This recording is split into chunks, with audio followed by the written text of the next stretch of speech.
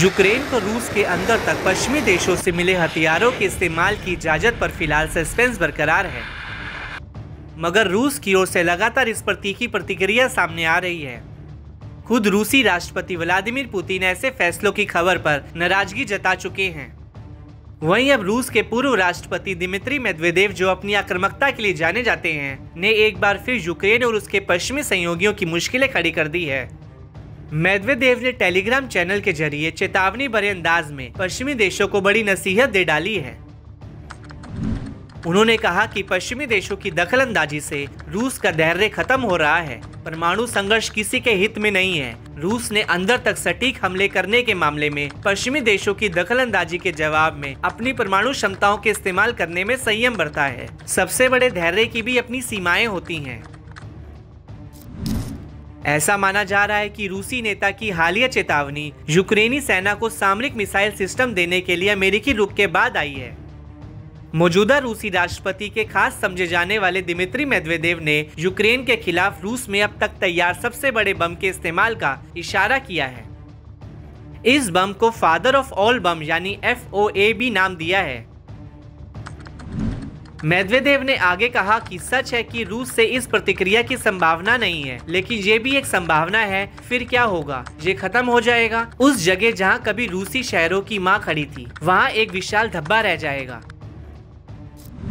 बता दें कि यूक्रेन की राजधानी यानी कीव को mother of all Russian cities कहा जाता है। रूस के पूर्व राष्ट्रपति की सख्त चेतावनी ने दुनिया में सनसनी फैला दी है। क्या है रूस का फादर ऑफ ऑल बम, जिसकी धमकी मेदवेदेव दे रहे हैं? रूस के बम वर्षक बेड़े के सभी विमान फादर ऑफ ऑल बम को गिराने के लिए तैयार हैं। रूस यूक्रेन के साथ बढ़ते तनाव के बीच अपने FOAB को तैनात कर सकता है।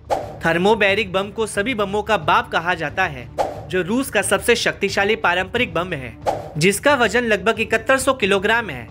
FOAB की विस्फोटक ताकत 44 टन TNT के बराबर है। इसमें थर्मोबैरिक विस्फोटक का इस्तेमाल किया जाता है, जिससे हाई प्रेशर वाली विस्फोटक रे और विशालकाय आग का गोला बनता है। इस बम को रूसी बम वर्षक बेड़े के किसी भी विमान से गिराया जा सकता है। हालांकि मेदवेदेव ने नए डिलीवरी वाहनों के इस्तेमाल की बात कही है, जिससे जाहिर होता है कि रूस बेहतर डिलीवरी विकल्पों पर विचार कर रहा है।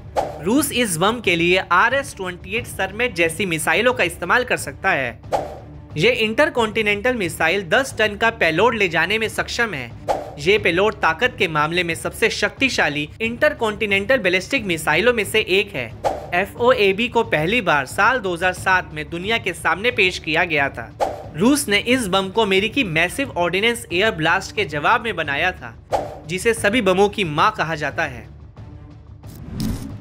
वहीं रूस के उप विदेश मंत्री सरगई रयाबकोव ने दावा किया कि पश्चिमी नेताओं ने इस पर पहले से ही फैसला ले लिया है कि यूक्रेन को लंबी दूरी की मिसाइलों के इस्तेमाल की अनुमति दी जाए। वह सिर्फ इस मामले में रूसी प्रतिक्रिया का इंतजार कर रहे हैं, जिसके आधार पर वह आधिकारिक तौर पर इसका ऐलान कर सकते हैं। इसलिए हम हर चीज के लिए तैयार हैं। इसके अलावा क्रेमलिन ने भी बढ़ते खतरे को भांपते हुए सजग रहने का संकेत दिया है। क्रेमलिन के प्रवक्ता दिमित्री पेस्कोव ने कहा कि रूस जवाबी कार्रवाई की तैयारी कर रहा है। ऐसे में अगर रूस फादर ऑफ ऑल बम का इस्तेमाल करता है तो ये यूक्रेन में भीषण तबाही मचाएगा। यूक्रेन इससे पूरी तरह से बर्बाद हो जाएगा, जिसकी अब तक किसी ने कल्पना तक नहीं की है।